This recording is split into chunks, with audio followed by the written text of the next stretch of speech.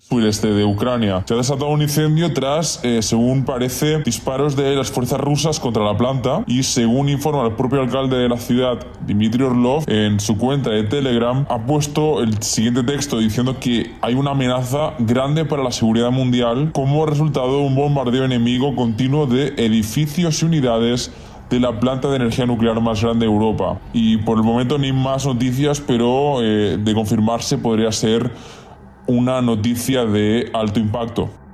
De momento lo que ha ocurrido es un acuerdo para establecer corredores humanitarios y también un alto el fuego para que se pueda evacuar a civiles.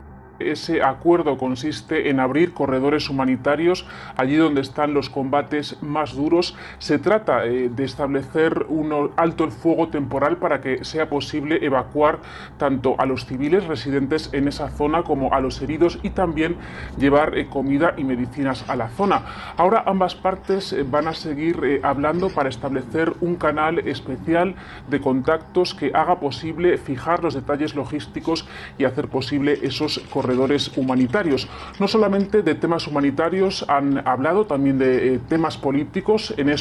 Sobre eso no hay acuerdo y han dicho que van a seguir negociando en principio a principios de la semana que viene.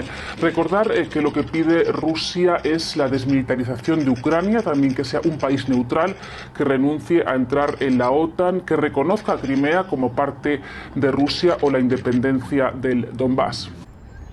La nueva tanda de negociaciones entre Moscú y Kiev no impide que la guerra se recrudezca en Ucrania. Tropas rusas avanzan en el sur tras tomar la estratégica ciudad de Jersón, a orillas del Mar Negro. En Mariupol, donde se encuentra el principal puerto ucraniano en el Mar de Azov, está bajo intenso fuego de la artillería de las tropas rusas. Los bombardeos de la aviación rusa dejan rastro de la destrucción como el que se puede apreciar en estas imágenes, con barriadas totalmente arrasadas.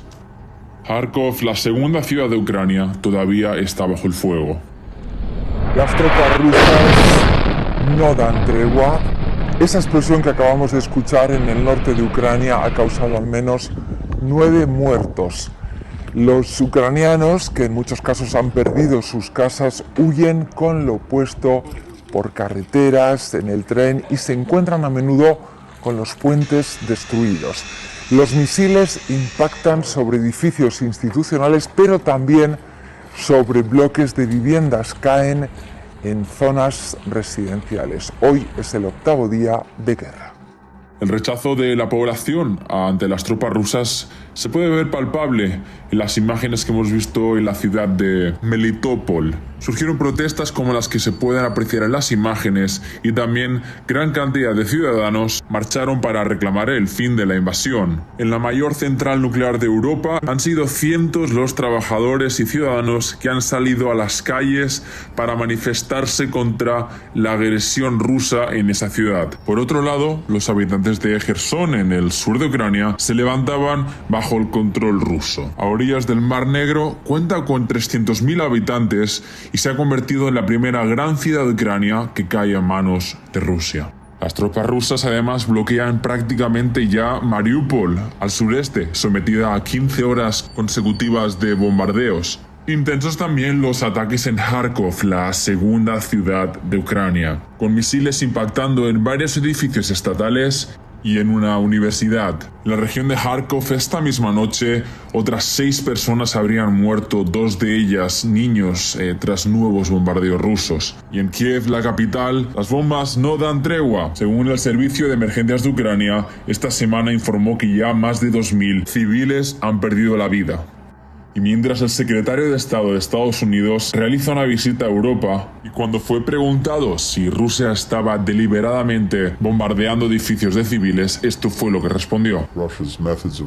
Ciertamente hemos visto en el pasado que uno de los métodos de guerra de Rusia es ser absolutamente brutal al tratar de intimidar a la ciudadanía de un país determinado, y eso incluye como mínimo ataques indiscriminados. Las sanciones sin precedentes impuestas por Occidente empiezan a hacer mella sobre la economía rusa. El presidente Vladimir Putin se reúne con los grandes empresarios del país para ver cómo afrontar las consecuencias. Y en Ucrania se sigue organizando la resistencia. En esta iglesia ortodoxa se recogen donaciones para todos aquellos que están luchando en el frente, mientras los fieles piden por la paz.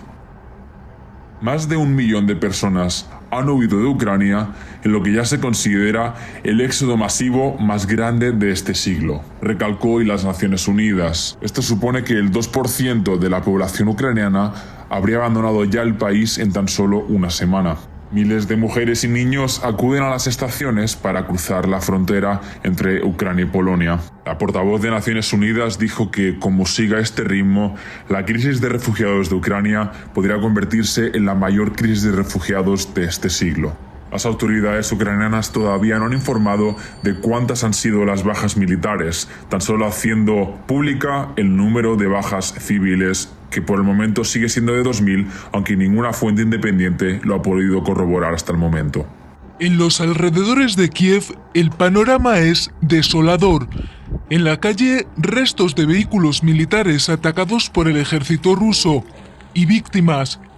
Los misiles han alcanzado zonas residenciales como este edificio, que ha quedado así por dentro. Quien puede huye, mientras las fuerzas rusas avanzan.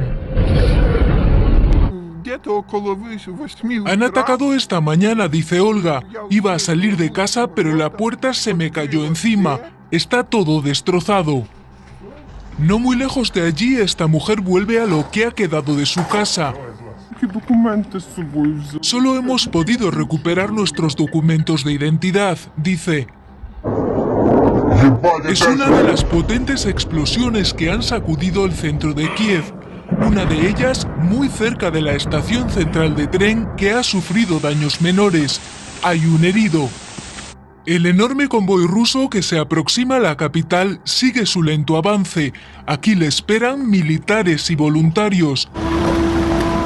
Las sirenas antiaéreas no paran de sonar. Lilia baja a este refugio con sus hijos. Esto no debería ser así, dice. Gente muriendo, ciudades ardiendo. No es normal. Kharkov, la segunda ciudad al este del país, sigue bajo asedio. Al norte, rusos y ucranianos se disputan el control de Chernigov. Allí un misil